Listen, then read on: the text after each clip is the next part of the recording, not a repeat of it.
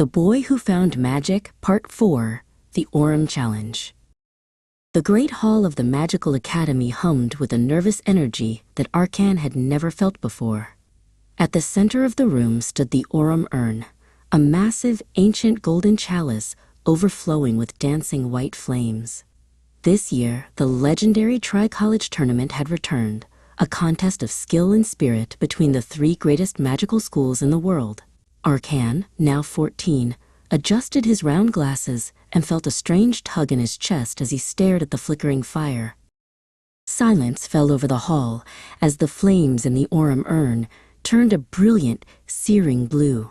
A single charred piece of parchment fluttered out, caught in a mini cyclone of sparks. Professor Soren caught it with 2 fingers, his expression shifting from curiosity to shock. "The representative for our academy," Soren announced, his voice echoing against the rafters, "is Arcan." The room erupted into whispers. A 4th-year student had never been chosen for such a dangerous honor. Before the first task, Arcan met his competitors in the courtyard. Kalen, a tall boy with a sharp jawline from the northern spire, looked at Arcan with a smirk. "The urn must be malfunctioning," Kalen scoffed, crossing his arms. "This tournament requires more than just luck, little bird." Arcan didn't argue. He simply tightened the laces of his red and black jersey, feeling the weight of the Academy's expectations on his shoulders. The first task was a test of courage. Arcan stood in the center of a massive stone arena, the air thick with the smell of sulfur and scorched earth. From the shadows of a deep cave, a colossal dragon emerged, its scales shimmering like hammered copper. It let out a roar that shook the very foundations of the stadium, its spiky wings unfurling to blot out the sun. Arcan felt very small, but he gripped his wand tight. The dragon lunged, a torrent of orange flame erupting from its maw. Arcan didn't try to fight the beast with power. Instead, he sprinted toward a series of jagged rock formations. He used a clever transposition spell, turning the dusty air into a shimmering wall of mirrors. The dragon, confused by its own reflection, hesitated for a crucial second, allowing Arcan to scramble up the rocks toward the golden prize perched on a high ledge. With a final, daring leap, Arcan grabbed the golden egg from the ledge and rolled behind a stone pillar just as the dragon's tail smashed into the spot where he had been standing. He had outsmarted the beast. The crowd's roar was deafening, but as Arcan looked down at the egg, he saw Kalen watching from the sidelines, his face a mask of cold calculation. The tournament was only just beginning. For the second task, the setting shifted to the edge of the Great Lake. The water was a deep, mysterious turquoise, and the air was chilled by a biting wind. Arcan had to dive into the depths to retrieve something, or someone, precious. He swallowed a handful of gillyweed, feeling the strange sensation of gills blooming behind his ears and his fingers webbing. He plunged into the cold, silent world below. Underwater, the world was a haunting forest of swaying kelp and glowing coral. Arcan swam deeper, his vision sharp in the murky light. Finally, he saw them, the treasures tied to a sunken stone statue. Among them was Lyra, her hair floating like a cloud of ink in the water, held in an enchanted sleep.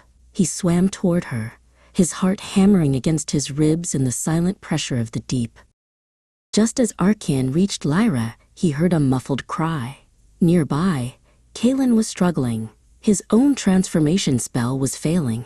His gills were flickering in and out of existence, and a tangle of dark, thorny magical seaweed had ensnared his legs.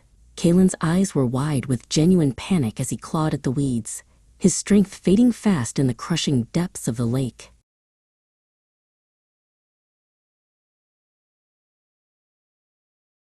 Arcan looked at Lyra, then at his rival. If he stayed to help Kalen, he would surely lose the lead. But integrity mattered more than a trophy. Arcan swam to Kalen, using a focused cutting spell to slice through the thorny vines. He slung Kalen's arm over his shoulder and kicked hard, dragging the gasping boy toward the surface, leaving his own prize behind for the moment. The third and final task was the Maze of Mists. The hedges were 20 feet tall, made of dark, thorny greens that seemed to breathe and shift when no one was looking. A thick, emerald fog rolled over the ground, swallowing the light. Arcan entered the maze alone, his wand casting a low, golden light that barely penetrated the gloom.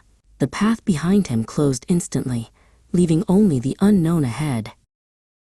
After hours of navigating shifting walls and avoiding magical traps, Arcan turned a corner and found Theron, the third competitor. Theron was slumped against a hedge, his leg caught in a snare root that was slowly pulling him into the wall of thorns. "Go on," Theron groaned, his face pale.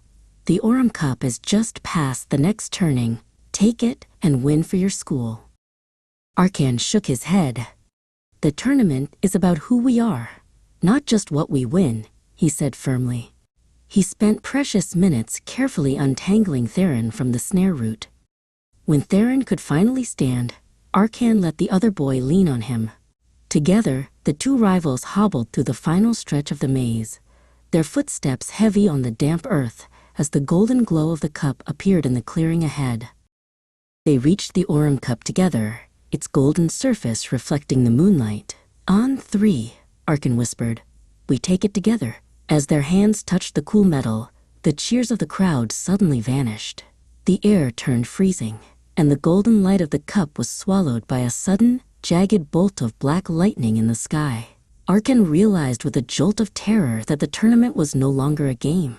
Something ancient and dark had finally found them.